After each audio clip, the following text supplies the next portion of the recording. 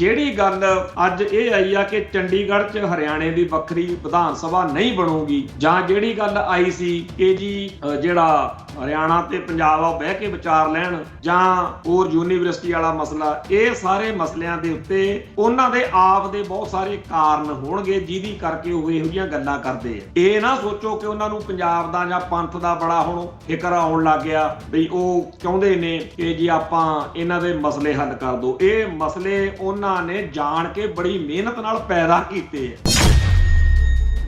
ਇਹ ਝਮੇਲਾ ਪਾਇਆ ਕਿਹਨੇ?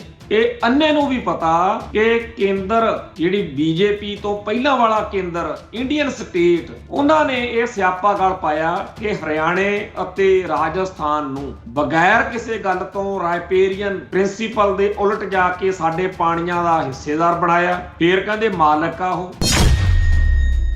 ਸੱਚਾਈ ਇਹ ਆ ਕਿ ਜਦੋਂ ਇਹੋ ਜਿਹੀਆਂ ਗੱਲਾਂ ਇਹ ਲੋਕ ਕਰਦੇ ਆ ਚੰਡੀਗੜ੍ਹ ਜਾਂ ਹੋਰ ਮਸਲਿਆਂ ਦੇ ਉੱਤੇ, ਇਹਦੇ ਉੱਤੇ ਭੇਜਿਆ ਨਾ, ਹੱਥ ਬੰਨ੍ਹ ਕੇ ਬੇਨਤੀ ਆ, ਯਕੀਨ ਨਾ ਕਰਿਆ, ਕਿਉਂਕਿ ਜਿਸ ਮੌਕੇ ਜਿਸ ਨੇ ਵੀ ਯਕੀਨ ਕੀਤਾ ਉਹਨੂੰ ਇਹ ਲੋਕ ਖਾ ਗਏ।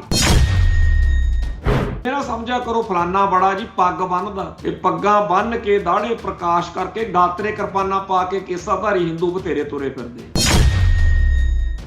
ਗੱਲ ਇਹ ਨਹੀਂ ਕਿ ਚੰਡੀਗੜ੍ਹ ਪੰਜਾਬ ਨੂੰ ਮਿਲਣਾ ਚਾਹੀਦਾ ਜਾਂ ਨਹੀਂ, ਪੰਜਾਬ ਦੇ ਦਰਿਆਈ ਪਾਣੀ ਪੰਜਾਬ ਨੂੰ ਮਿਲਣੇ ਚਾਹੀਦੇ ਆ ਜਾਂ ਨਹੀਂ। ਗੱਲ ਇਹ ਆ ਕਿ ਆਪਾਂ ਗੁਲਾਮ ਰਹਿਣਾ ਕਿ ਆਜ਼ਾਦ ਹੋਣਾ। ਟੀਵੀ 84 ਉੱਤੇ ਪ੍ਰੋਗਰਾਮ ਖਬਰ ਦੀ ਖਬਰ ਦੇਖ ਰਹੇ ਸਾਰੇ ਦਰਸ਼ਕਾਂ ਨੂੰ ਮੈਂ ਸਰਬਜੀਤ ਸਿੰਘ ਘਮਾਣ ਫਤਿਹ ਅਰਜ ਕਰਦਾ ਜੀ। ਵਾਹਿਗੁਰੂ ਜੀ ਕਾ ਖਾਲਸਾ, ਵਾਹਿਗੁਰੂ ਜੀ ਕੀ ਫਤਿਹ। ਪਿਛਲੇ ਦਿਨੀ ਕੇਂਦਰ ਤੋਂ, ਭਾਰਤ ਦੀ ਕੇਂਦਰ ਸਰਕਾਰ ਤੋਂ ਇਹ ਸੁਨੇਹਾ ਆਇਆ ਸੀ ਵੀ ਸਤਲੁਜ ਜਮਨਾ ਲਿੰਕ ਨਹਿਰ ਦਾ ਮਸਲਾ ਪੰਜਾਬ ਤੇ ਹਰਿਆਣਾ ਆਪਸ ਵਿੱਚ ਹੀ ਬਹਿ ਕੇ ਨਜਿੱਠ ਲੈਣ। ਦੂਜੀ ਇਸੇ ਤਰੀਕੇ ਦੀ ਗੱਲ ਅੱਜ ਆਈ ਆ ਕੇਂਦਰੀ ਗ੍ਰਹਿ ਮੰਤਰਾਲੇ ਵੱਲੋਂ ਕਿ ਚੰਡੀਗੜ੍ਹ ਦੇ ਵਿੱਚ ਹਰਿਆਣੇ ਲਈ ਵੱਖਰੀ ਵਿਧਾਨ ਸਭਾ ਨਹੀਂ ਬਣਾਈ ਜਾ ਸਕਦੀ। ਜਿਹੜਾ ਹਰਿਆਣਾ ਸਰਕਾਰ ਦਾ ਇਹ ਪ੍ਰਸਤਾਵ ਸੀ, ਪੇਸ਼ਕਸ਼ ਸੀ, ਇਹਨੂੰ ਰੱਦ ਕਰ ਦਿੱਤਾ ਗਿਆ। ਤੀਜੀ ਗੱਲ ਪੰਜਾਬ ਯੂਨੀਵਰਸਿਟੀ ਚੰਡੀਗੜ੍ਹ ਵਾਲਾ ਮਸਲਾ ਹੈ, ਜਿਹਦੇ ਵਿੱਚ ਲੋਕਾਂ ਦੀ ਰੀਝ ਦੇ ਅਨੁਸਾਰੀ ਫੈਸਲਾ ਜਿਹੜਾ ਹੈ ਉਹ ਹੋਇਆ ਕਿ ਲਓ ਜੀ ਅਸੀਂ ਸੈਨੇਟ ਦੀਆਂ ਚੋਣਾਂ ਦਾ ਐਲਾਨ ਕਰਦੇ ਹਾਂ। ਇਸੇ ਲੜੀ ਵਿੱਚ ਹੋਰ ਬਹੁਤ ਸਾਰੀਆਂ ਗੱਲਾਂ ਜੋੜ ਕੇ ਕੁਝ ਸੱਜਣ ਇਹ ਪ੍ਰਭਾਵ ਦੇ ਰਹੇ ਨੇ ਕਿ ਦੇਖੋ ਜੀ ਬੀਜੇਪੀ ਵਾਲੇ ਜਿਹੜੇ ਆ, ਕੇਂਦਰ ਵਾਲੇ ਆ ਜਿਹੜੇ, ਉਹ ਹੁਣ ਪੰਜਾਬ ਪ੍ਰਤੀ ਸਹਿਰਦ ਹੋ ਰਹੇ ਨੇ। ਕਿੱਡੇ ਕਿੱਡੇ ਮਸਲੇ ਆ ਜਿਨ੍ਹਾਂ ਵਿੱਚ ਉਹ ਪਹਿਲਾਂ ਵਾਲੀਆਂ ਸਰਕਾਰਾਂ ਦੇ ਉਲਟ ਫੈਸਲੇ ਜਾਂ ਕਦਮ ਚੱਕ ਰਹੇ ਨੇ। ਇਸੇ ਲੜੀ ਵਿੱਚ ਜਿਹੜੀ ਚਰਚਾ ਹੋਰ ਤੇਜ਼ ਹੋਈ ਉਹ ਕੈਪਟਨ ਅਮਰਿੰਦਰ ਸਿੰਘ, ਜਿਹੜੇ ਮੌਜੂਦਾ ਦੌਰ ਵਿੱਚ ਬੀਜੇਪੀ ਦੇ ਆਗੂ ਨੇ, ਉਹਨਾਂ ਦੀ ਇੱਕ ਇੰਟਰਵਿਊ ਆ ਜਿਹਦੇ ਵਿੱਚ ਉਹਨਾਂ ਨੇ ਪੰਜਾਬ ਪੱਖੀ ਗੱਲਾਂ ਕੀਤੀਆਂ। ਬਤੌਰ ਬੀਜੇਪੀ ਆਗੂ ਉਹਨਾਂ ਨੇ ਪੰਜਾਬ ਦੇ ਚੰਡੀਗੜ੍ਹ ਸਮੇਤ, ਪਾਣੀਆਂ ਸਮੇਤ ਹਰ ਮਸਲੇ ਉੱਤੇ ਉਹ ਗੱਲਾਂ ਕੀਤੀਆਂ ਜਿਹੜੀਆਂ ਆਮ ਪੰਜਾਬੀ ਨੂੰ ਸਹੀ ਲੱਗ ਸਕਦੀਆਂ ਕਿ ਇਹ ਬਿਲਕੁਲ ਸਹੀ ਸਟੈਂਡ। ਮਤਲਬ ਕਿ ਇਹਦਾ ਇਹ ਕੱਢ ਲਿਆ ਜਾਵੇ ਕਿ ਹੁਣ ਬੀਜੇਪੀ ਸੁਧਰ ਗਈ।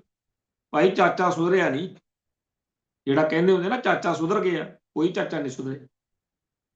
ਬੀਜੇਪੀ ਉਸ ਬ੍ਰਾਹਮਣਵਾਦੀ, ਉਸ ਮਨੂਵਾਦੀ, ਉਸ ਚਾਣਕਿਆ ਵਾਲੀ ਨੀਤੀ ਦੀ ਇੱਕ ਪ੍ਰਤੀਬਿੰਬ ਪਾਰਟੀ ਆ, ਜਿਨ੍ਹਾਂ ਬਾਰੇ ਕਿਹਾ ਜਾਂਦਾ ਵੀ ਮੂੰਹ ਤੋਂ ਰਾਮ ਰਾਮ, ਬਗਲ ਵਿੱਚ ਛੁਰੀ। ਮੈਂ ਬਾਰ-ਬਾਰ ਲਗਾਤਾਰ ਇੱਕੋ ਗੱਲ ਕਹਿੰਦਾ ਆ ਰਿਹਾ, ਅੱਜ ਵੀ ਕਹੂੰਗਾ, ਸਦਾ ਕਹੂੰਗਾ ਕਿ ਯਕੀਨ ਨਾ ਕਰੇ। ਜਿਹੜੇ ਬੰਦੇ ਨੇ, ਜਿਹੜੀ ਧਿਰ ਨੇ ਇਤਿਹਾਸ ਵਿੱਚ ਇਹਨਾਂ ਉੱਤੇ ਯਕੀਨ ਕੀਤਾ, ਜਿਨ੍ਹਾਂ ਦੇ ਨਾਂ ਬੜੇ ਨੇ, ਕਦੇ ਹਿੰਦੂ, ਕਦੇ ਆਰੀਅਨ, ਹੁਣ ਸਨਾਤਨੀ ਕਹਾਉਂਦੇ ਆ, ਉਹ ਪੱਟਿਆ ਗਿਆ, ਜੜ੍ਹਾਂ ਤੋਂ ਪੱਟਿਆ ਗਿਆ। ਬੜੀਆਂ ਕਥਾ ਕਹਾਣੀਆਂ, ਬੜੀਆਂ ਗੱਲਾਂ ਸਿਆਸੀ ਤੌਰ ਤੇ ਵੀ ਆਪਾਂ ਇਸੇ ਪ੍ਰੋਗਰਾਮ ਦੇ ਵਿੱਚ ਕਈ ਵਾਰੀ ਚਰਚਾ ਕਰ ਚੁੱਕੇ ਹਾਂ ਕਿ ਜਿਹੜੀ ਪਾਰਟੀ ਨਾਲ ਜਿਸ ਸੂਬੇ ਵਿੱਚ ਇਹਨਾਂ ਨੇ ਸਿਆਸੀ ਗੱਠਜੋੜ ਕੀਤਾ, ਉਹ ਪਾਰਟੀ ਫਿਰ ਭਾਲੀ ਨਹੀਂ ਥਿਆਈ। ਸੋ ਜਿਹੜੇ ਲੋਕ ਇਹ ਸੋਚਦੇ ਆ ਕਿ ਬੀਜੇਪੀ ਨਾਲ ਸਾਂਝ ਆ ਜਿਹੜੀ ਉਹ ਖਾ ਜਾਂਦੀ ਆ, ਉਹ ਇਹ ਦੱਸਣ ਕਿ ਬੀਜੇਪੀ ਨਾਲ ਜਿਹੜੀ ਵਿਰੋਧ ਆ ਉਹ ਬੜਾ ਵਧੀਆ ਰਹਿੰਦਾ। ਸੱਚੀ ਗੱਲ ਤਾਂ ਇਹ ਆ ਕਿ ਹਰ ਮੌਕੇ ਹਰ ਵੇਲੇ ਚਾਹੇ ਕਿਸੇ ਨਾਲ ਯਾਰੀ ਆ ਤੇ ਚਾਹੇ ਕਿਸੇ ਨਾਲ ਵੈਰ ਆ, ਇਹ ਜਿਹੜੀ ਬ੍ਰਾਹਮਣਵਾਦੀ ਮਨੋਵਾਦੀ ਬਿਰਤੀ ਆ ਉਹ ਕੰਮ ਕਰਦੀ ਆ ਤੇ ਇੰਡੀਅਨ ਸਟੇਟ ਦੀ ਉਹਨਾਂ ਨੂੰ ਨਾਲ ਸਾਰੀ ਦੀ ਸਾਰੀ ਸੱਤਾ ਦੀ ਤੇ ਹੋਰ ਚੀਜ਼ਾਂ ਦੀ ਜਿਹੜੀ ਸਹਿਮਤੀ ਆ ਸਮਰਥਨ ਵਾ ਉਹ ਆ। ਸੋ ਕੁੱਲ ਮਿਲਾ ਕੇ ਹਿੰਦੂ ਇੰਡੀਆ ਨੇ ਪੰਥ ਅਤੇ ਪੰਜਾਬ ਦਾ ਜਿਹੜਾ ਭੋਗ ਪਾਉਣ ਦਾ ਏਜੰਡਾ ਤੋਰਿਆ ਹੋਇਆ ਉਹਨੂੰ ਧਿਆਨ 'ਚ ਰੱਖ ਕੇ ਗੱਲ ਕਰਨੀ ਚਾਹੀਦੀ ਆ। ਐਵੇਂ ਹੋਸ਼ਿਆਂ ਵਾਂਗੂ ਕਿਸੇ ਦੀਆਂ ਚਾਰ ਗੱਪਾਂ ਸੁਣ ਕੇ ਵੀ ਲੈ ਬਈ ਹੁਣ ਤਾਂ ਵੀ ਇਹ ਤੋਂ ਵੱਧ ਬੀਜੇਪੀ ਕਈ ਕਰ ਦੇਵੇ, ਇਹ ਗੱਲਾਂ ਤੋਂ ਚੇਤੰਨ ਰਹਿਣ ਦੀ ਲੋੜ ਹੈ। ਜਿਹੜੀ ਗੱਲ ਇਹ ਆਖੀ ਗਈ ਸੀ ਕਿ ਜੀ ਪੰਜਾਬ ਤੇ ਹਰਿਆਣਾ ਪਾਣੀਆਂ ਦੇ ਮਸਲੇ ਤੇ ਆਪਸ ਵਿੱਚ ਹੀ ਹੱਲ ਕਰ ਲੈਣ, ਇਹ ਝਮੇਲਾ ਪਾਇਆ ਕਿਹਨੇ? ਇਹ ਅੰਨੇ ਨੂੰ ਵੀ ਪਤਾ ਕਿ ਕੇਂਦਰ ਜਿਹੜੀ ਬੀਜੇਪੀ ਤੋਂ ਪਹਿਲਾਂ ਵਾਲਾ ਕੇਂਦਰ ਇੰਡੀਅਨ ਸਟੇਟ, ਉਹਨਾਂ ਨੇ ਇਹ ਸਿਆਪਾ ਗਲ ਪਾਇਆ ਕਿ ਹਰਿਆਣੇ ਅਤੇ ਰਾਜਸਥਾਨ ਨੂੰ ਬਗੈਰ ਕਿਸੇ ਗੱਲ ਤੋਂ ਰਾਇਪੇਰੀਅਨ ਪ੍ਰਿੰਸੀਪਲ ਦੇ ਉਲਟ ਜਾ ਕੇ ਸਾਡੇ ਪਾਣੀਆਂ ਦਾ ਹਿੱਸੇਦਾਰ ਬਣਾਇਆ। ਫੇਰ ਕਹਿੰਦੇ ਮਾਲਕ ਆ ਉਹ। ਜਦੋਂ ਪਿਛਲੇ 70-80 ਸਾਲ ਤੋਂ ਸਾਡਾ ਪਾਣੀ ਲਗਾਤਾਰ ਲੁੱਟਿਆ ਜਾ ਰਿਹਾ, ਜਦੋਂ ਸਾਡੇ ਪੰਜਾਬ ਦੇ ਸਿਆਸੀ ਭਲਵਾਨ ਫੁਕਰੀਆਂ ਮਾਰੀ ਗਏ ਕਿ ਇੱਕ ਤੁਪਕਾ ਪਾਣੀ ਦਾ ਨਹੀਂ ਜਾਣ ਦਿਆਂਗੇ, ਉਹਨਾਂ ਵੇਲਿਆਂ 'ਚ ਜਦੋਂ ਸਾਡੇ ਵੀਰਿਆਂ ਨੇ ਸਾਡੇ ਵੱਡੇ ਭਰਾਵਾਂ ਨੇ ਸਿਰਾਂ ਤੇ ਖੱਫਣ ਬੰਨ ਕੇ ਹੋਰ ਪਾਣੀ ਲੁੱਟੇ ਜਾਣ ਦਾ ਜਿਹੜਾ ਇੰਤਜ਼ਾਮ ਕੀਤਾ ਜਾ ਰਿਹਾ ਸੀ, ਸਤਲੁਜ ਜਮਨਾ ਲਿੰਕ ਨਹਿਰ, ਉਹਨੂੰ ਰੋਕਣ ਲਈ ਜੋ ਉਹਨਾਂ ਤੋਂ ਸਰਿਆ ਉਹ ਕੀਤਾ। ਉਸ ਮਾਹੌਲ ਦੇ ਵਿੱਚ ਹੁਣ ਇੰਨੇ ਸਾਲਾਂ ਬਾਅਦ ਕਹਿੰਦੇ ਜੀ ਤੁਸੀਂ ਆਪਸ ਵਿੱਚ ਹੀ ਬਹਿ ਕੇ ਨਿਬੇੜ ਲਓ। ਸੱਚਾਈ ਇਹ ਹੈ ਕਿ ਜੇਕਰ ਕੇਂਦਰ ਸਰਕਾਰ ਕੋਈ ਵੀ ਹੱਲ ਲੈ ਕੇ ਸੁਪਰੀਮ ਕੋਰਟ ਵਿੱਚ ਜਾਵੇ ਤਾਂ ਸੁਪਰੀਮ ਕੋਰਟ ਤੇ ਉਹਨਾਂ ਨੂੰ ਓਨਾ ਯਕੀਨ ਨਹੀਂ ਲੱਗਦਾ ਬਈ ਉਹ ਸਾਡੀ ਝੂਠੀ ਜਿਹੜੀ ਗੱਲ ਹੋਊਗੀ ਉਹਨੂੰ ਕਹਿ ਦੇਣੇ ਉੱਥੇ ਜਿਹੜੇ ਜੱਜ ਨੇ ਕਿ ਠੀਕ ਆ, ਕਿਉਂਕਿ ਸੁਪਰੀਮ ਕੋਰਟ ਨੇ ਫਾਈਲ ਦੇ ਤੱਥਾਂ ਦੇ ਆਧਾਰ ਤੇ ਫੈਸਲਾ ਜਦੋਂ ਦੇਣਾ ਹੋਊਗਾ ਤਾਂ ਪੰਜਾਬ ਦਾ ਇੱਕੋ ਹੀ ਦਾਵਾ, ਇੱਕੋ ਹੀ ਦਲੀਲ, ਇੱਕੋ ਹੀ ਤਰਕ ਵਾ ਜਿਹਦੇ ਮੂਹਰੇ ਸਾਰਾ ਇਹਨਾਂ ਦਾ ਜਿਹੜਾ ਖੜਾ ਕੀਤਾ ਹੋਇਆ ਅਡੰਬਰ ਆ ਉਹ ਸਿਫਰ ਹੋ ਜਾਂਦਾ। ਇੰਨੀ ਕੁ ਗੱਲ ਬਹੁਤ ਆ ਕਿ ਜੀ ਰਾਇਪੇਰੀਅਨ ਪ੍ਰਿੰਸੀਪਲ ਅਨੁਸਾਰ ਇਸੇ ਭਾਰਤ ਦੇ ਵਿੱਚ ਹੋਰ ਸੂਬਿਆਂ ਤੋਂ ਉਹਨਾਂ ਦੇ ਦਰਿਆਈ ਪਾਣੀ ਜਦੋਂ ਨਹੀਂ ਖੋਹੇ ਜਾ ਸਕਦੇ, ਭਾਰਤ ਦੇ ਪਾਰਲੀਮੈਂਟ ਦੇ ਵਿੱਚ ਪਾਸ ਹੋਏ ਸੰਵਿਧਾਨ ਤੇ ਰਾਇਪੇਰੀਅਨ ਪ੍ਰਿੰਸੀਪਲ ਜਿਹੜਾ ਆਲ ਓਵਰ ਦੀ ਵਰਲਡ, ਦੋਨੇ ਚੀਜ਼ਾਂ ਦੀ ਸਾਨੂੰ ਗਰੰਟੀ ਆ ਕਿ ਸਾਡੇ ਪਾਣੀਆਂ ਦੇ ਉੱਤੇ ਸਿਰਫ ਸਾਡਾ ਹੱਕ ਆ। ਤਾਂ ਫਿਰ ਪੰਜਾਬ ਦੇ ਪਾਣੀ ਜੀ ਅਸੀਂ ਸਾਡੇ ਦੱਸੋ ਹੁਣ ਤੱਕ ਲੁੱਟੇ ਕਿਉਂ ਜਾਂਦੇ ਰਹੇ, ਗਾਹਾਂ ਕਿਉਂ ਲੁੱਟੇ ਜਾਣ?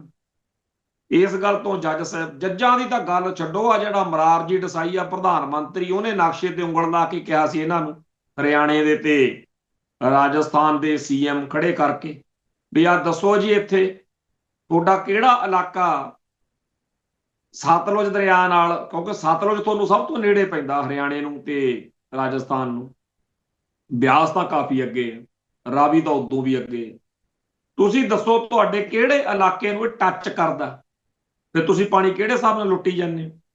ਸੋ ਜਿਹੜੇ ਵੀ ਇਸ ਮੁਲਕ ਦੇ ਸਿਆਸੀ ਲੋਕ ਨੇ, ਰਾਜਨੀਤਿਕ ਲੋਕ, ਵਿਦਵਾਨ ਸੱਜਣ, ਜਦੋਂ ਉਹਨਾਂ ਦੇ ਸਾਹਮਣੇ ਤੱਥ ਆਉਂਦੇ ਆ ਉਦੋਂ ਉਹਨਾਂ ਕੋਲ ਕੋਈ ਦਲੀਲ ਨਹੀਂ ਹੈ, ਪਰ ਪੰਜਾਬ ਨੂੰ ਲੁੱਟਣਾ ਇਸ ਕਰਕੇ ਉਹ ਕਹਿੰਦੇ ਆ ਵੀ ਇਹ ਛੱਡੋ ਵੀ ਸੱਚ ਕੀ ਆ ਝੂਠ ਕੀ ਆ, ਆਪਾਂ ਪੰਜਾਬ ਨੂੰ ਬੰਜਰ ਬਣਾਉਣਾ, ਲੁੱਟੀ ਚੱਲੂ, ਪਰ ਸੁਪਰੀਮ ਕੋਰਟ ਦੇ ਵਿੱਚ ਸਿਆਪਾ ਪੈ ਜੂ।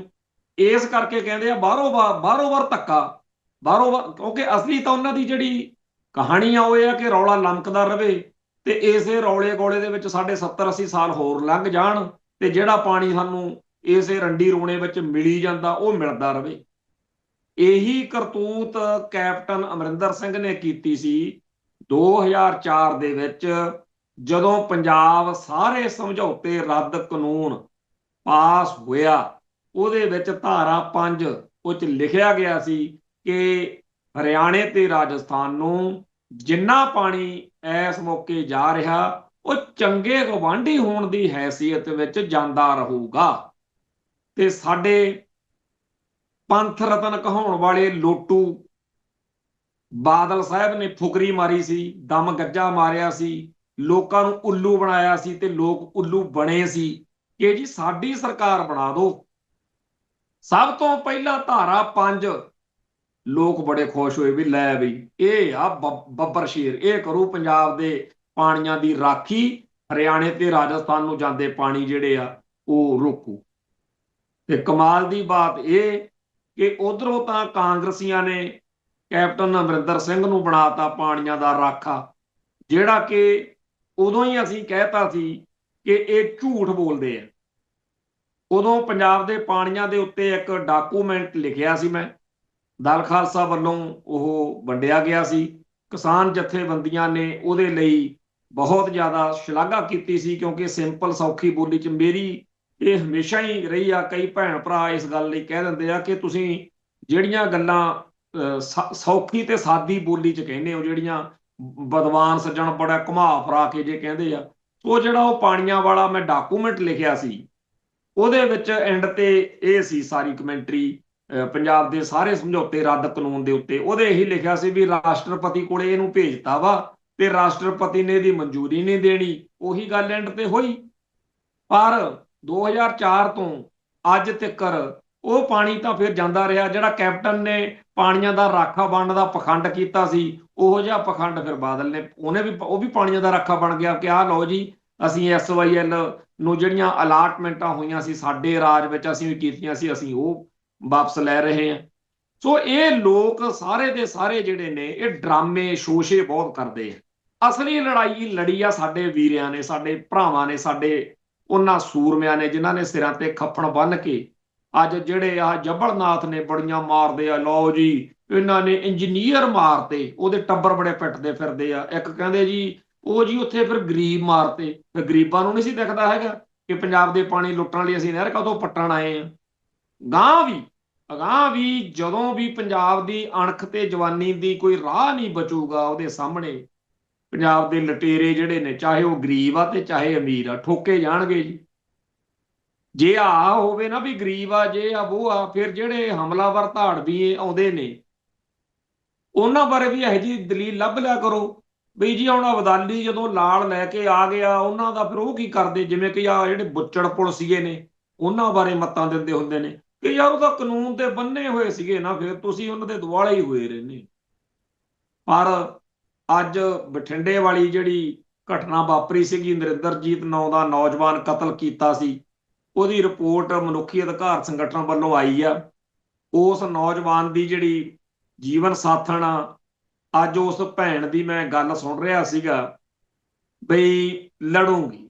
ਸੱਚਾਈ ਇਹ ਆ ਕਿ ਸਾਰੀ ਪੰਜਾਬ ਦੀ ਬੁੱਚੜ ਪੁਲਿਸ ਤੇ ਸਿਆਸੀ ਭਲਵਾਨ ਉਡੀਕ ਰਹੇ ਨੇ ਵੀ ਕਦੋਂ ਕੋਈ ਇਹੋ ਜਿਹੀ ਨਬਜ਼ ਹੱਥ ਚ ਆਉਂਦੀ ਆ ਜਿਹਦੇ ਰਾਹੀਂ ਇਸ ਟੱਬਰ ਨੂੰ ਕਹੀਏ ਵੀ ਨਹੀਂ ਤੁਹਾਡਾ ਫਲਾਨਾ ਟੰਗ ਦੇਾਂਗੇ ਤੇ ਚੁੱਪ ਕਰਕੇ ਜਿਹੜੀ ਇਹ ਪੈਰਵਾਈ ਆ ਸਾਰੀ ਬੰਦ ਕਰੂ।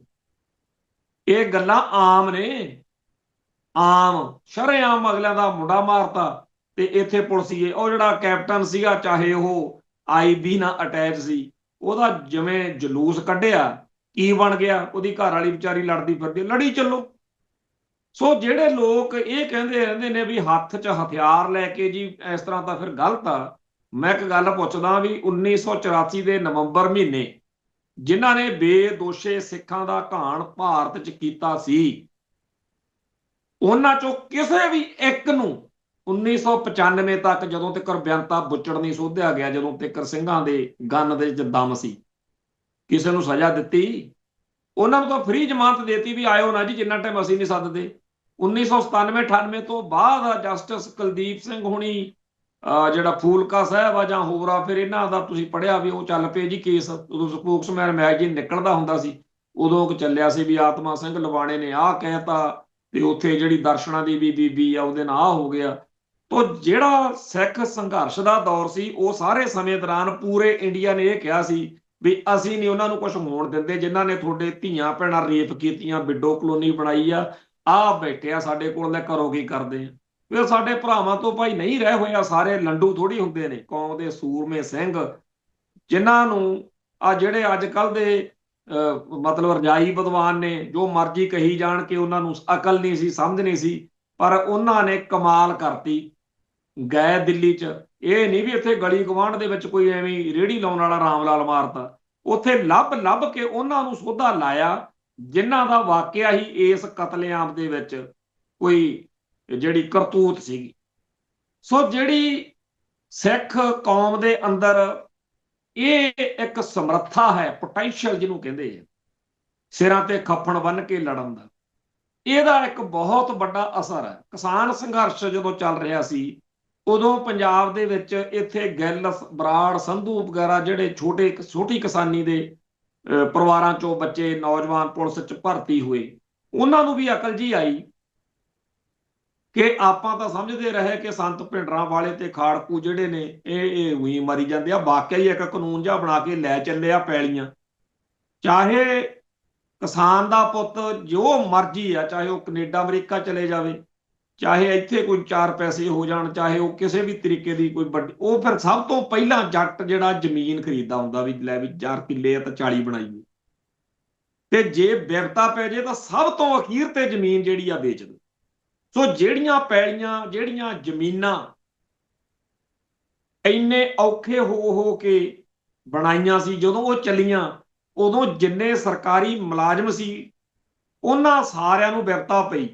ਫਿਰ ਆਪਸ ਵਿੱਚ ਸਲਾਹ ਕੀਤੀ ਕਿ ਜੇ ਤਾਂ ਪੰਜਾਬ ਤੋਂ ਰਿਪੋਰਟਾਂ ਗਈਆਂ ਇਹ ਕਿ ਜੀ ਮੋਦੀ ਸਾਹਿਬ ਕੋਈ ਫਿਕਰ ਨਾ ਕਰੋ, ਪੰਜਾਬ ਸਾਰਾ ਸੁੰਨਾ ਪਿਆ, ਲਓ ਨਜ਼ਾਰੇ, ਫਿਰ ਕਿੱਥੇ ਕਾਨੂੰਨ ਵਾਪਸ ਹੋਣੇ ਆ? ਜੇ ਕਾਨੂੰਨ ਵਾਪਸ ਹੋਣੇ ਆ ਤਾਂ ਹੋਣੇ ਆ ਜੇ ਇਹ ਉੱਥੇ ਰਿਪੋਰਟਾਂ ਗਈਆਂ ਕਿ ਜੀ ਚਾਹੇ ਤਾਂ ਨਕਸਲਾਈਟ ਕਹਿ ਲਿਓ, ਚਾਹੇ ਕਹਿ ਲਿਓ ਖਾੜਕੂ, ਪਰ ਪੰਜਾਬ ਦੇ ਵਿੱਚੋਂ ਇਸ ਅੰਦੋਲਨ ਦੇ ਅਸਫਲ ਰਹਿਣ ਮਗਰੋਂ ਵਧੇ ਹੋਏ ਗੁੱਸੇ ਤੇ ਨਿਰਾਸ਼ਾ ਕਰਕੇ ਹਥਿਆਰਬੰਦ ਸੰਘਰਸ਼ ਦੇ ਪੂਰੇ ਅਸਾਰ ਨੇ। ਜੇ ਇਹ ਰਿਪੋਰਟ ਜਾਵੇ ਫਿਰ ਕਹਿੰਦੇ ਦਿੱਲੀ ਵਾਲੇ ਜਿਹੜੇ ਆ ਉਹ ਮਾੜੇ ਜੇ ਠੰਡੇ ਪੈਣਗੇ, ਫਿਰ ਉਹ ਜਿਹੀਆਂ ਰਿਪੋਰਟਾਂ ਬਣਾ ਕੇ ਅਗਲੇ ਨੇ ਭੇਜੀਆਂ। ਇਹ ਗੱਲਾਂ ਬਾਰ-ਬਾਰ ਜਦੋਂ ਆਉਂਦੀਆਂ ਨੇ, ਜਦੋਂ ਵੀ ਕੋਈ ਘਟਨਾ ਵਾਪਰਦੀ ਆ ਤੇ ਸਿੱਖ ਜਿਹੜੇ ਨੇ ਉਹ ਖਾਲਿਸਤਾਨ ਜਿੰਦਾਬਾਦ ਜਾਂ ਜਿਹੜੀ ਉਸ ਟਾਈਮ ਆਪਦੀ ਦਿਖਾਉਂਦੇ ਆ ਸਮਰੱਥਾ, ਉਹਦਾ ਅਸਰ ਆ ਵੀ ਸਾਰਾ ਇੰਡੀਆ ਜਾਂ ਸਾਰੇ ਦਿੱਲੀ ਵਾਲੇ ਬਾਅਦ 'ਚ ਕਹਿੰਦੇ ਆ ਕਿ ਕੋਈ ਨਾ ਕੋਈ ਪੰਗਾ ਨਾ ਖੜਾ ਹੋ ਜੇ। ਆ ਜਿਹੜਾ ਮਾਤਾ ਦਾ ਮਾਲ ਸਮਝਦਾ ਨਾ ਕਿ ਜੀ ਅਸੀਂ ਬਿਆਨ ਦੇਤਾ ਤੇ ਆਹ ਹੋ ਗਿਆ, ਕੌਣ ਤੁਹਾਡੇ ਬਿਆਨਾਂ ਬੂਨਾਂ ਨੂੰ ਉੱਥੇ ਪੁੱਛਦਾ? ਜਿੰਨਾ ਟਾਈਮ ਪੰਜਾਬ ਦੀ ਸਿੱਖ ਜਵਾਨੀ ਦਾ ਇਹ ਤੱਤ ਦਿੱਲੀ ਦੇ ਸਾਹਮਣੇ ਖੜਾ ਕਿ ਜੇ ਲੋੜ ਪਈ ਤਾਂ ਅਸੀਂ ਧਰਮ ਹੇਤ ਸੀਸ ਵਾਰਾਂਗੇ, ਓਨਾ ਟਾਈਮ ਹੀ ਹੈ।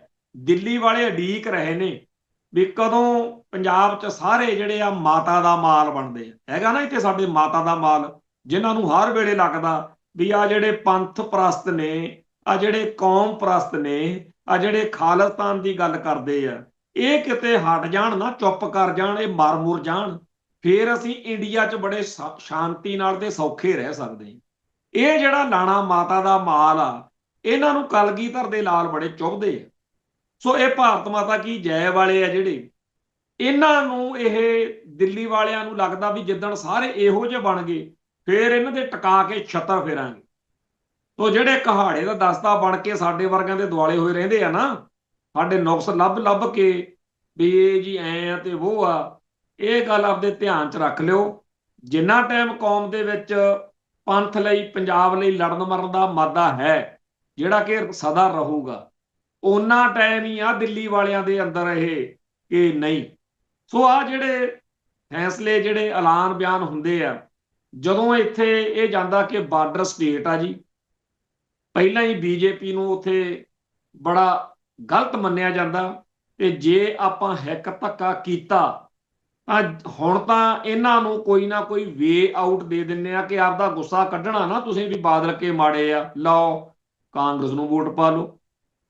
ਕਾਂਗਰਸ ਮਾੜੀ ਲੱਗਦੀ ਆ ਲਓ ਆਮ ਆਦਮੀ ਪਾਰਟੀ ਨੂੰ ਵੋਟ ਪਾ ਲਓ, ਜੇ ਇਹ ਵੀ ਮਾੜੇ ਲੱਗਦੇ ਆ ਤੁਹਾਨੂੰ ਹੋਰ ਦੇ ਦਿੰਦੇ ਆ। ਸੋ ਛੁਣਛਣੇ ਆ ਜਿਹੜੇ ਬੀਜੇਪੀ ਜਿਹੜੀ ਆ, ਕਾਂਗਰਸ ਕਾਮਰੇਡ, ਬਾਦਲ ਦਲ ਤੇ ਹੋਰ ਕਈ ਆਮ ਆਦਮੀ, ਇਹ ਸਾਰੇ ਛੁਣਛੁਣੇ ਆ। ਉਹ ਜਿਵੇਂ ਆਪਾਂ ਨਿਆਣੇ ਨੂੰ ਬੁਲਾਉਣਾ ਹੁੰਦਾ ਵੀ ਜੇ ਆਹ ਨਹੀਂ ਚੰਗਾ ਲੱਗਦਾ ਪੁੱਤ ਆਹ ਲੈ ਲਾ, ਉਹ ਛੁਣਛੁਣੇ ਆਪਾਂ ਨੂੰ ਬਦਲ ਬਦਲ ਕੇ ਪੰਜਾਬ ਦੇ ਲੋਕਾਂ ਨੂੰ ਦਿੰਦੇ ਆ। ਉਹ ਕਹਿੰਦੇ ਆ ਵੀ ਫਿਰ ਜਦੋਂ ਛੁਣਛੁਣਿਆਂ ਤੋਂ ਦਿਲ ਚੱਕਿਆ ਗਿਆ ਨਾ, ਉਦਣ ਫਿਰ ਇਹ ਪੰਜਾਬ ਜਿਹੜਾ ਹੈ, ਜਿਹਦੇ ਕਣ ਕਣ ਦੇ ਵਿੱਚ ਅਣਖ ਤੇ ਗੈਰਤ ਦਾ ਮਾਦਾ, ਜਿਹੜਾ ਬਹੁਤ ਸਾਰੇ ਹੋਰ ਕਾਰਨਾਂ ਕਰਕੇ ਦਬਾਈ ਰੱਖਦੇ ਆ। ਕਿਉਂ? ਕਿਉਂਕਿ ਬਹੁਤ ਸਾਰੇ ਲੋਕ ਹਰ ਕੌਮ 'ਚ ਹਰ ਘਰ 'ਚ ਇਹੋ ਜਿਹੇ ਬੰਦੇ ਹੁੰਦੇ ਆ ਜਿਨ੍ਹਾਂ ਨੂੰ ਅਣਖ ਤੇ ਗੈਰਤ ਵਾਲੇ ਬੰਦੇ ਚੰਗੇ ਨਹੀਂ ਲੱਗਦੇ ਹੁੰਦੇ।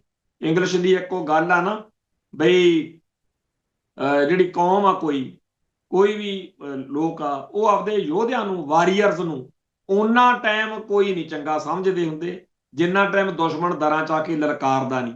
ਫੇਰ ਕਹਿੰਦੇ ਹੁੰਦੇ ਆ, ਜਿਵੇਂ ਉਹ ਹੈਗਾ ਨਾ, ਜਦੋਂ ਜਿਹੜਾ ਮੇਰੂ ਪੋਸਤੀ ਸੀ, ਉਹਦੇ ਕੋਲ ਜਦੋਂ ਮਾਂ ਲੱਦੀ ਗਈ ਵੀ ਪੁੱਤ ਉਹ ਚੜ੍ਹਾਈ ਕਰਕੇ ਆ ਗਏ ਆ, ਤੇ ਉਹ ਫਿਰ ਕਹਿੰਦਾ ਵੀ ਹੁਣ ਤੱਕ ਤਾਂ ਤੁਸੀਂ ਮੈਨੂੰ ਕਹਿੰਦੇ ਰਹੇ ਹੋ ਵੀ ਇਹ ਕੋਈ ਗੱਲ ਹੀ ਨਹੀਂ, ਤੇ ਅੱਜ ਤੈਨੂੰ ਆ ਗਿਆ ਨਾ ਚੇਤਾ। ਉਵੇਂ ਹੀ ਜਦੋਂ ਦੁਸ਼ਮਣ ਆ ਲਲਕਾਰਦਾ, ਉਦੋਂ ਫਿਰ ਕਹਿੰਦੇ ਆ ਕਿਤੇ ਅੱਜ ਹੁੰਦੇ ਨਾ ਸੰਤ ਭਿੰਡਰਾਂ ਵਾਲੇ, ਅੱਜ ਹੁੰਦੇ ਨਾ ਖਾੜਕੂ।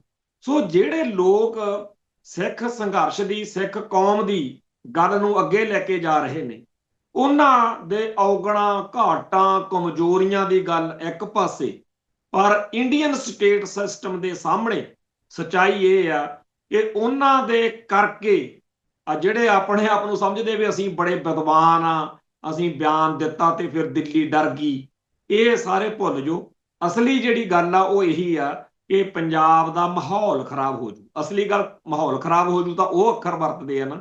ਸੱਚੀ ਗੱਲ ਇਹ ਆ ਕਿ ਫਿਰ ਖਾਲਿਸਤਾਨ ਲਈ ਖਾੜਕੂ ਸੰਘਰਸ਼ ਸਰਗਰਮ ਹੋ ਸਕਦਾ ਜਦੋਂ ਚੌਥੇ ਕੁ ਦਿਨ ਕਦੇ ਕੋਈ ਸੂਰੀ ਨੂੰ ਭੜਕਾ ਦਿੰਦਾ, ਕਦੇ ਕਿਸੇ ਹੋਰ ਤਰੀਕੇ ਨਾਲ ਜਿਹੜਾ ਪੰਥ ਦਾ ਉਹ ਹੈਗਾ ਸੁਭਾਅ, ਸਿਰਾਂ ਤੇ ਖੱਫੜ ਬੰਨ ਕੇ ਲੜਨ ਵਾਲਾ, ਉਹ ਫਿਤਰਤ ਜਦੋਂ ਬਾਰ-ਬਾਰ ਨਸ਼ਰ ਹੁੰਦੀ ਆ ਤਾਂ ਉਹ ਗੱਲ ਉਹਨਾਂ ਨੂੰ ਫੇਰ ਚੀਕਾਂ ਪੈਂਦੀਆਂ ਨੇਗੀਆਂ ਕਿ ਵਾਕਈ ਹਜੇ ਕਣ ਹੈਗਾ। ਉਹ ਕਣ ਮੁੱਕਣਾ ਤਾਂ ਹੈ ਨਹੀਂ, ਪਰ ਜਿਹੜੇ ਮੁਕਾਉਣ ਨੂੰ ਫਿਰਦੇ ਆ ਇਹ ਆਪਦਾ ਸੋਚਣ ਵੀ ਤੁਸੀਂ ਦਿੱਲੀ ਵਾਲਿਆਂ ਨਾਲੋਂ ਕੋ ਕੌਮ ਨਾਲੋਂ। ਗੱਲ ਸਿੱਧੀ ਜੀ ਆ ਵੀ ਜਿਹਦਾ ਮੂੰਹ ਦਿੱਲੀ ਵੱਲ ਹੁੰਦਾ ਉਹਦੀ ਅੰਮ੍ਰਿਤਸਰ ਨੂੰ ਪਿੱਠ ਹੋ ਜਾਂਦੀ। ਸੋ ਇਹ ਜਿਹੜਾ ਦੋਗਲਾਪਣ ਆ ਇਹ ਨਹੀਂ ਚੱਲਣਾ। ਸੋ ਜਿਹੜੀ ਗੱਲ ਅੱਜ ਇਹ ਆਈ ਆ ਕਿ ਚੰਡੀਗੜ੍ਹ 'ਚ ਹਰਿਆਣੇ ਦੀ ਵੱਖਰੀ ਵਿਧਾਨ ਸਭਾ ਨਹੀਂ ਬਣੂਗੀ, ਜਾਂ ਜਿਹੜੀ ਗੱਲ ਆਈ ਸੀ ਕਿ ਜੀ ਜਿਹੜਾ ਹਰਿਆਣਾ ਤੇ ਪੰਜਾਬ ਆ ਉਹ ਬਹਿ ਕੇ ਵਿਚਾਰ ਲੈਣ, ਜਾਂ ਹੋਰ ਯੂਨੀਵਰਸਿਟੀ ਵਾਲਾ ਮਸਲਾ, ਇਹ ਸਾਰੇ ਮਸਲਿਆਂ ਦੇ ਉੱਤੇ ਉਹਨਾਂ ਦੇ ਆਪ ਦੇ ਬਹੁਤ ਸਾਰੇ ਕਾਰਨ ਹੋਣਗੇ ਜਿਹਦੀ ਕਰਕੇ ਉਹ ਇਹੋ ਜਿਹੀਆਂ ਗੱਲਾਂ ਕਰਦੇ ਆ। ਇਹ ਨਾ ਸੋਚੋ ਕਿ ਉਹਨਾਂ ਨੂੰ ਪੰਜਾਬ ਦਾ ਜਾਂ ਪੰਥ ਦਾ ਬੜਾ ਹੁਣ ਫਿਕਰ ਆਉਣ ਲੱਗ ਗਿਆ ਵੀ ਉਹ ਚਾਹੁੰਦੇ ਨੇ ਕਿ ਜੀ ਆਪਾਂ ਇਹਨਾਂ ਦੇ ਮਸਲੇ ਹੱਲ ਕਰ ਦੋ। ਇਹ ਮਸਲੇ ਉਹਨਾਂ ਨੇ ਜਾਣ ਕੇ ਬੜੀ ਮਿਹਨਤ ਨਾਲ ਪੈਦਾ ਕੀਤੇ ਆ। ਇਹਨਾਂ ਨੂੰ ਉਹ ਨਿੱਤ ਪਾਣੀ ਦਿੰਦੇ ਆ ਵੀ ਪੰਗਾ ਪਾਈ ਰੱਖੋ। ਉਹਨਾਂ ਨੇ ਆ ਇੱਥੇ ਇੱਕ ਪਿੱਛੇ ਜੇ ਕੱਲ ਪਰਸੋਂ ਤੋਂ ਲੱਗਿਆ ਹੋਇਆ ਜਿਹੜੇ ਆ ਹਿੰਦੂ ਸੈਕਸ਼ਨ ਵਾਲੇ ਆ ਕਿ ਜੀ ਜਿਵੇਂ ਸਿੱਖ ਕੌਮ ਦੇ ਦਿਨ ਤਿਉਹਾਰ, ਸ਼ਤਾਬਦੀਆਂ ਪੰਜਾਬ ਸਰਕਾਰ ਤੇ ਕੇਂਦਰ ਸਰਕਾਰ ਯੋਗਦਾਨ ਪਾ ਰਹੀ ਆ, ਸਾਡੇ ਵੀ ਕਹਿੰਦਾ ਜਿਹੜੇ ਤਿਉਹਾਰ ਨੇ ਬਾਹਮਣਾਂ ਦੇ, ਹਿੰਦੂਆਂ ਦੇ, ਉਹ ਉਵੇਂ ਜਿਹੜੀ ਆ ਸਰਕਾਰ ਮਨਾਵੇ। ਹੁਣ ਦੇਖਣ ਨੂੰ ਤਾਂ ਗੱਲ ਇਹ ਕੋਈ ਮਾੜੀ ਨਹੀਂ ਲੱਗਦੀ ਵੀ ਜੇ ਸਿੱਖ ਕੌਮ ਦੇ ਤਿਉਹਾਰਾਂ ਨੂੰ ਸਰਕਾਰੀ ਤੌਰ ਤੇ ਮਨਾਇਆ ਜਾ ਸਕਦਾ ਹੈ ਤਾਂ ਭਾਈ ਜਿਹੜੇ ਹਿੰਦੂ ਸਮਾਜ ਦੇ ਤਿਉਹਾਰ ਨੇ ਉਹ ਵੀ ਮਨਾ ਲਓ, ਤੇ ਪਹਿਲੇ ਮਨਾਏ ਜਾ ਰਹੇ ਨੇ ਉਹ ਤਾਂ ਵੈਸੇ। ਪਰ ਮੋਦੀ ਤੁਰੇ ਹੀ ਫਿਰਦਾ ਨਾ ਉਹਦੇ ਰਾਮ ਮੰਦਿਰ ਵਾਲੇ, ਜਿਹਨੇ ਗੱਲ ਕਹੀ ਆ ਤੁਸੀਂ ਉਹਦੀ ਫਿਤਰਤ ਦੇਖੋ ਕਿੱਡੀ ਗੰਦੀ ਹੈ। ਉਹਨੂੰ ਇਹ ਨਹੀਂ ਹੈਗਾ ਕਿ 9ਵੇਂ ਪਾਤਸ਼ਾਹ ਦੀ ਸ਼ਤਾਬਦੀ, ਜਿਹਦੇ ਉੱਤੇ ਵੈਸੇ ਵੀ ਲੋਕਾਂ ਦਾ ਇਤਰਾਜ਼ ਆ ਕਿ ਸਰਕਾਰ ਨੇ ਕੀ ਇਹਦੇ ਚੋਂ ਲੈਣਾ ਸੀ, ਕੋਈ ਗੱਲ ਬਣੀ ਤਾਂ ਹੈ ਨਹੀਂ, ਉਹਦੇ ਬਾਰੇ ਉਹਨੂੰ ਬੜੀ ਮਿਰਚਾਂ ਲੱਗੀਆਂ ਹੋਈਆਂ ਨੇ ਕਿ ਪੰਜਾਬ ਸਰਕਾਰ ਨੇ 9ਵੇਂ ਪਾਤਸ਼ਾਹ ਦੀ ਸ਼ਤਾਬਦੀ ਕਿਉਂ ਮਨਾਈ। ਹੁਣ ਉਹ ਗੱਲ ਕਹਿਣ ਕਿ ਜੁੱਤੀਆਂ ਖਾਣ ਤੋਂ ਬਚਣ ਲਈ ਭਰਾ ਸੱਪ ਕੱਢਤਾ, ਅਖੇ ਜੀ ਸਾਡੀਆਂ ਸ਼ਤਾਬਦੀਆਂ ਜਿਹੜੀਆਂ ਨੇ ਉਹ ਵੀ ਸਰਕਾਰ ਮਨਾਵੇ। ਉਹ ਭਾਈ ਸਾਨੂੰ ਤਾਂ ਬੜਾ ਔਖਾ ਲੱਗਿਆ ਜਿਹੜੀ ਆ ਸਰਕਾਰ ਤੁਹਾਡੀ ਤੁਰੀ ਫਿਰਦੀ ਆ ਵਿੱਚ, ਤੁਸੀਂ ਰੱਖੋ ਸਰਕਾਰ ਤਾਂ ਜਦੋਂ ਆਊਗੀ ਉਹ ਦਿੱਲੀ ਦਾ ਬਾਹਮਣ ਦਾ ਏਜੰਡਾ ਲੈ ਕੇ ਆਊਗੀ ਨਾ, ਉਹ ਤਾਂ 9ਵੇਂ ਪਾਤਸ਼ਾਹ ਦੀ ਸ਼ਹਾਦਤ ਨੂੰ ਛੁਟਿਆਉਣ ਵਾਲੀਆਂ ਕਰਤੂਤਾਂ ਹੀ ਕਰੂ ਤੇ ਕੀਤੀਆਂ ਨੇ। ਪਰ ਸੱਚਾਈ ਇਹ ਆ ਕਿ ਜਦੋਂ ਇਹੋ ਜਿਹੀਆਂ ਗੱਲਾਂ ਇਹ ਲੋਕ ਕਰਦੇ ਆ ਚੰਡੀਗੜ੍ਹ ਜਾਂ ਹੋਰ ਮਸਲਿਆਂ ਦੇ ਉੱਤੇ, ਇਹਦੇ ਉੱਤੇ ਧਿਜਿਆ ਨਾ। ਹੱਥ ਬੰਨ੍ਹ ਕੇ ਬੇਨਤੀ ਆ ਯਕੀਨ ਨਾ ਕਰਿਆ ਕਰੋ, ਕਿਉਂਕਿ ਜਿਸ ਮੌਕੇ ਜਿਸ ਨੇ ਵੀ ਯਕੀਨ ਕੀਤਾ ਉਹਨੂੰ ਇਹ ਲੋਕ ਖਾ ਗਏ। ਉਹਨਾਂ ਦੀ ਫਿਤਰਤ ਆ, ਉਹ ਜਿਹੜੀ ਫਿਤਰਤ ਆ ਉਹ ਨਾ ਤਾਂ ਕਦੇ ਮੁੱਕਣੀ ਆ, ਨਾ ਉਹਦਾ ਕੋਈ ਇਲਾਜ। ਸੋ ਜਿਹੜੀ ਇਹਨਾਂ ਨੇ ਕਿਹਾ ਚੰਡੀਗੜ੍ਹ ਜਿਹੜਾ ਹਰਿਆਣੇ, ਹੁਣ ਸੋਚੋ ਤੁਸੀਂ, ਪਿੱਛੇ ਜੇ ਇੱਕ ਮੀਟਿੰਗ ਹੋਈ, ਉੱਥੇ ਆ ਹਰਿਆਣੇ ਨੇ ਪੇਸ਼ਕਸ਼ ਕੀਤੀ ਕਿ ਜੀ ਚੰਡੀਗੜ੍ਹ ਜਿਹੜਾ, ਉੱਥੇ ਸਾਨੂੰ ਰਾਜਧਾਨੀ ਹਰਿਆਣੇ ਨੂੰ ਬਣਾਉਣ ਲਈ ਦਿਓ ਜਗ੍ਹਾ। ਤੇ ਸਾਡੇ ਵਾਲਾ ਲੱਲੂ ਰਾਮ ਭਗਵੰਤ ਮਾਨ ਪੰਜਾਬ ਦਾ ਸੀਐਮ ਕਿੰਨਾ ਕੁ ਸਿਆਣਾ ਹੋ ਸਕਦਾ, ਉੱਠ ਕੇ ਕਹਿੰਦਾ ਫਿਰ ਜੀ ਸਾਨੂੰ ਵੀ ਦਿਓ। ਉਹ ਕੰਜਰਾ ਜਹਾਨ ਆ, ਉਹ ਪੰਜਾਬ ਦੀ ਤਾਂ ਧਰਤੀ ਆ, ਅਸੀਂ ਤਾਂ ਉਹਨਾਂ ਨੂੰ ਭਜਾਉਣਾ ਵੀ ਤੁਹਾਡਾ ਹੱਕ ਹੀ ਨਹੀਂ ਬਣਦਾ, ਜਿੱਥੇ ਮਰਜ਼ੀ ਬਣਾਓ। ਕਹਿਣਾ ਤਾਂ ਤੁਸੀਂ ਇਹ ਆ ਕਿ ਤੁਸੀਂ ਕੀ ਇੱਥੇ ਲੈਣਾ ਵਿੱਚੋਂ, ਸਾਡੀ ਧਰਤੀ ਆ, ਸਾਡੀ ਲੈਂਡ ਆ, ਸਾਡਾ ਚੰਡੀਗੜ੍ਹ ਆ, ਤੁਹਾਡਾ ਇੱਥੇ ਹੱਕ ਹੀ ਨਹੀਂ ਬਣਦਾ ਕੋਈ। ਤੁਹਾਨੂੰ 5 ਸਾਲ ਲਈ ਉਦੋਂ ਇੱਕ ਤਰਸ ਦੇ ਆਧਾਰ ਤੇ ਬਿਠਾਇਆ ਸੀ ਤੇ ਤੁਸੀਂ ਸਦਾ ਲਈ ਬਹਿ ਗਏ, ਤੇ ਇਹ ਉੱਠ ਕੇ ਉੱਥੇ ਨਵਾਂ ਹੀ ਵੰਜ ਬਾਹਤਾ, ਕਹਿੰਦਾ ਸਾਨੂੰ ਵੀ ਦਿਓ। ਸੋ ਇੰਨੇ ਸਿਆਣੇ ਸਿਆਣੇ ਤਾਂ ਤੁਹਾਡੇ ਮੁੱਖ ਮੰਤਰੀ ਬਣੇ ਹੋਏ ਨੇ ਜੀ ਇੱਥੇ। ਕੁੱਲ ਮਿਲਾ ਕੇ ਪੰਜਾਬ ਦੀ ਸਿਆਸਤ ਵਿੱਚ ਸਾਡੇ ਇੱਥੇ ਸਾਰੇ ਜਿਹੜੇ ਆ ਸਿਆਸੀ ਭਲਵਾਨ ਤੁਰੇ ਫਿਰਦੇ ਆ, ਇਹਨਾਂ ਨੂੰ ਧੇਲੇ ਦੀ ਅਕਲ ਨਹੀਂ, ਪੰਜਾਬ ਦੇ ਮਸਲਿਆਂ ਦੀ ਕੋਈ ਸਮਝ ਨਹੀਂ। ਤੇ ਇਹਨਾਂ ਦੇ ਜਿਹੜੇ ਸਕੱਤਰ ਸਕੂਤਰਿਆਂ ਨੂੰ ਮਿਲਦੇ ਨੇ, ਜਿਹੜੇ ਸਰਕਾਰੀ ਅਧਿਕਾਰੀ ਨੇ, ਉਹ ਸਾਰੇ ਭਾਰਤ ਮਾਤਾ ਕੀ ਜੈ ਵਾਲੇ ਨੇ।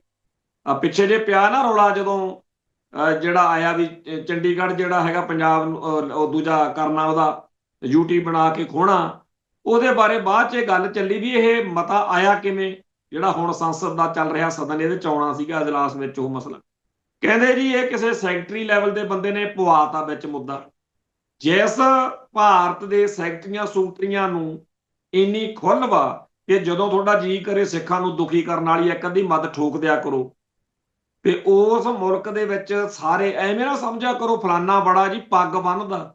ਇਹ ਪੱਗਾਂ ਬੰਨ ਕੇ ਦਾੜੇ ਪ੍ਰਕਾਸ਼ ਕਰਕੇ ਗਾਤਰੇ ਕਿਰਪਾਨਾਂ ਪਾ ਕੇ ਕੇਸਾਧਾਰੀ ਹਿੰਦੂ ਬਥੇਰੇ ਤੁਰੇ ਫਿਰਦੇ। ਪੰਥ ਨੂੰ ਤੇ ਪੰਜਾਬ ਨੂੰ ਡੰਗਣ ਲਈ ਕਦੇ ਕੋਈ ਇੱਕ ਅੱਧਾ, ਉਹਦਾ ਫਿਰ ਜਨਰਲ ਸਵੇਗ ਸਿੰਘ ਹੀ ਬਣ ਸਕਦਾ ਨਾ। ਫਿਰ ਤਾਂ ਉਹਨੂੰ ਕਹਿੰਦੇ ਇਹਨੂੰ ਛੇਤੀ ਡਿਸਮਿਸ ਕਰਕੇ ਘਰ ਨੂੰ ਤੋਰੋ।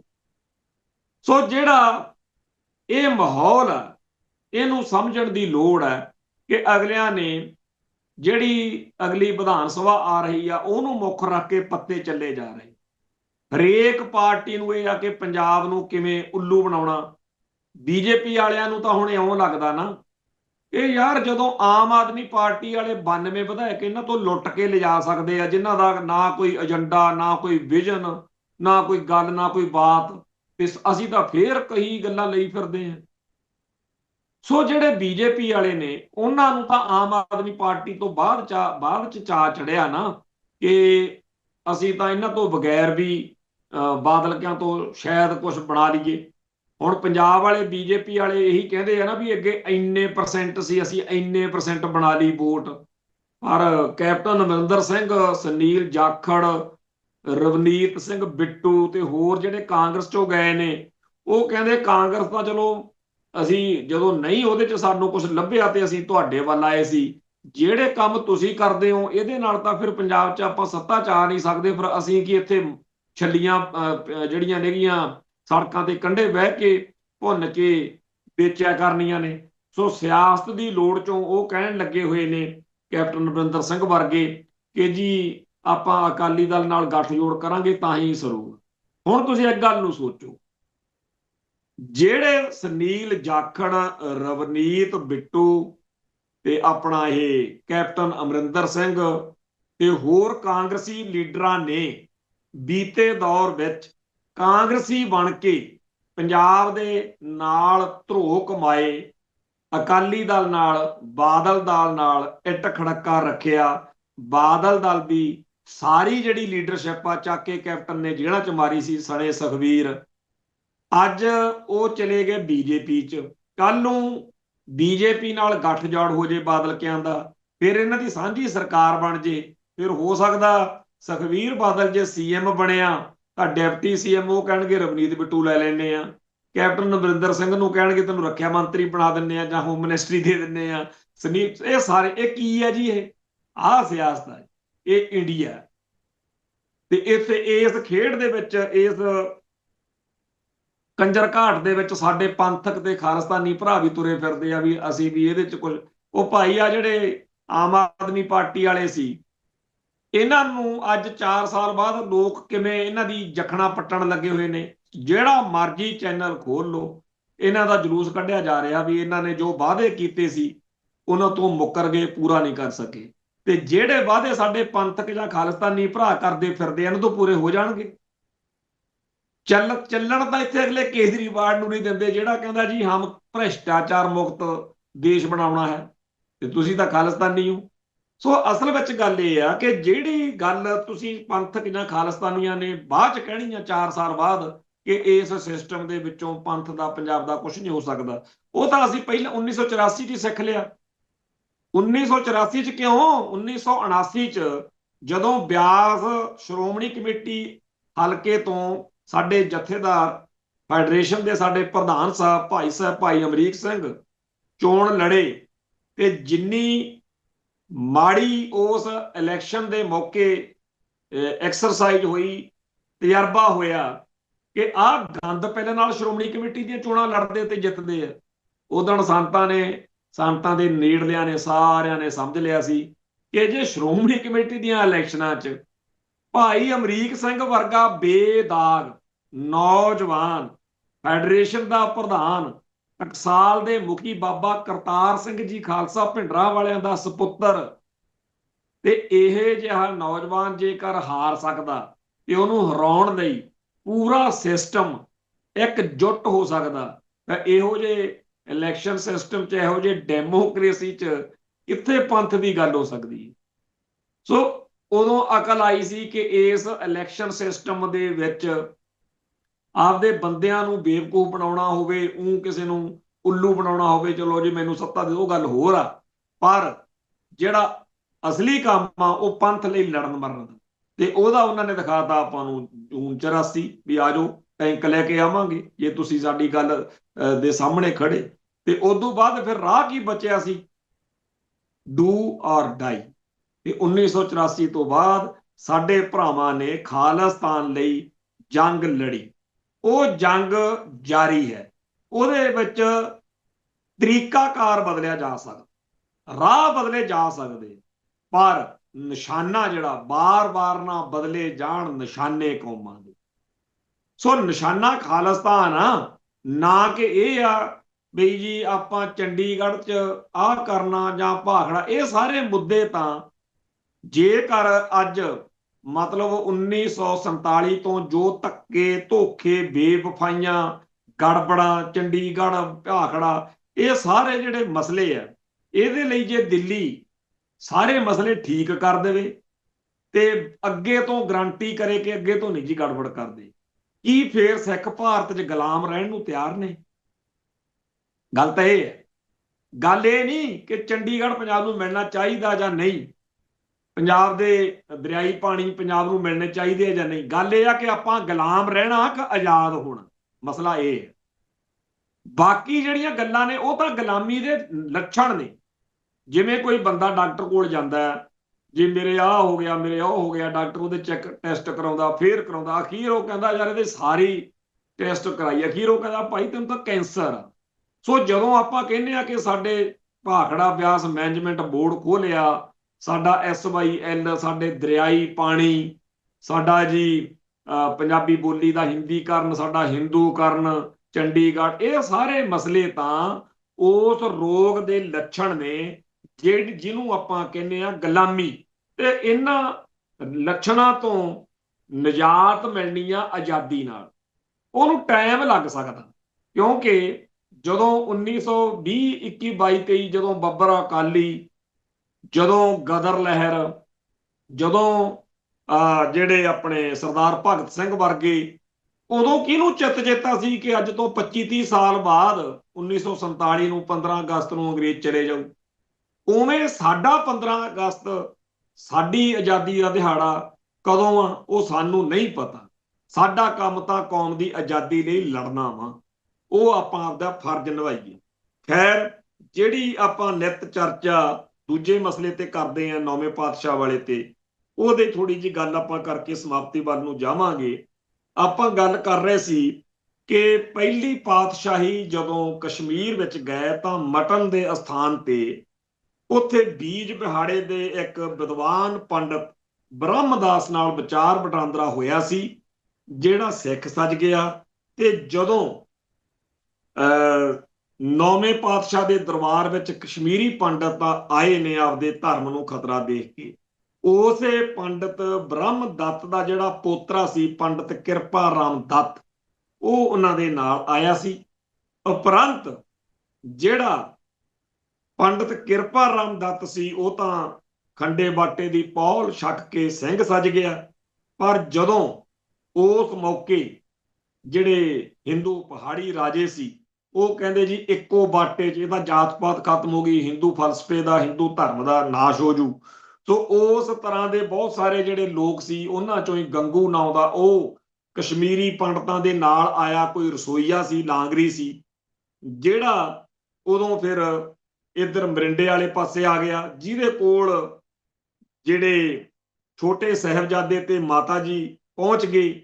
ਤੇ ਉਹਨੇ ਇਹ ਗਦਾਰੀ ਕਰਕੇ ਗੰਗੂ ਨੇ ਸਾਹਿਬਜ਼ਾਦਿਆਂ ਨੂੰ ਤੇ ਮਾਤਾ ਜੀ ਨੂੰ ਮਰਿੰਡੇ ਦੇ ਨਵਾਬ ਕੋਲ ਸਹੇੜੀ ਪਿੰਡ ਤੋਂ, ਅੱਜ ਕੱਲ ਉਹਦਾ ਨਾਂ ਖੇੜੀ ਹੈ, ਉੱਥੇ ਜਿਹੜਾ ਅਸਥਾਨ ਵੀ ਬਣਿਆ ਹੋਇਆ ਇਤਿਹਾਸਕ ਗੰਗੂ। ਹਾਲਾਂਕਿ ਬਹੁਤ ਸਾਰੇ ਸਾਡੀ ਕੌਮ ਦੇ ਵਿੱਚ ਜਿਹੜੇ ਬਾਹਮਣ ਦੇ ਏਜੰਟ ਨੇ ਤੇ ਬਾਹਮਣਾਂ ਸਮੇਤ ਹੋਰ ਲੋਕ ਲੱਗੇ ਹੋਏ ਨੇ ਕਿ ਗੰਗੂ ਤਾਂ ਹੋਇਆ ਹੀ ਨਹੀਂ, ਪਰ ਉੱਥੇ ਇਤਿਹਾਸਕ ਤੌਰ ਦੇ ਉੱਤੇ ਖੇੜੀ ਪਿੰਡ ਦੇ ਵਿੱਚ, ਜਿਹਦਾ ਨਾਂ ਉਦੋਂ ਸਹੇੜੀ ਸੀ, ਸਾਰੇ ਸਬੂਤ ਪਏ ਨੇ। ਖੈਰ, ਜਦੋਂ ਸਾਹਿਬਜ਼ਾਦਿਆਂ ਨੂੰ, ਮਾਤਾ ਜੀ ਨੂੰ ਇਸ ਸਾਕੇ ਦੌਰਾਨ ਛੋਟੀਆਂ ਨਿੱਕੀਆਂ ਜਿੰਦਾਂ ਵੱਡੇ ਸਾਕੇ ਜਿਹੜੀ ਸ਼ਹਾਦਤ ਹੋਈ, ਉਪਰੰਤ ਜਿਹੜਾ ਸੂਬਾ ਸਰਹੰਦ ਸੀ, ਉਹਨੇ ਗੰਗੂ ਬਾਹਮਣ ਚੱਕ ਲਿਆਂਦਾ ਤੇ ਉਹਨੂੰ ਪੁੱਛਿਆ ਵੀ, ਉਹ ਕਹਿੰਦੇ ਜੀ ਬੜੀ ਧਨ ਦੌਲਤ ਸੀ ਜਿਹੜੀ ਇਹਨੇ ਆਪਦੇ ਬੋਝੇ ਪਾ ਲਈ ਤੇ ਆਪਾਂ ਨੂੰ ਮੁਖਬਰੀ ਕਰਤੀ, ਇਸ ਕਰਕੇ ਇਹ ਕੰਮ ਜਿਹੜਾ ਹੈ ਇਹਨੇ ਕੀਤਾ। ਜਿਵੇਂ ਸਿੱਖ ਸੰਘਰਸ਼ ਦੇ ਦਿਨਾਂ ਵਿੱਚ ਕਈ ਹਾੜਕੂ ਯੋਧਿਆਂ ਦਾ ਕੋਈ ਕੀਮਤੀ ਸਮਾਨ ਜਾਂ ਕੋਈ ਹਥਿਆਰ ਜਾਂ ਕੋਈ ਹੋਰ ਚੀਜ਼ ਕਈਆਂ ਨੇ ਦੱਬ ਲਈ ਤੇ ਸਰਕਾਰ ਨੂੰ, ਪੁਲਿਸ ਨੂੰ ਮੁਖਬਰੀ ਕਰਤੀ।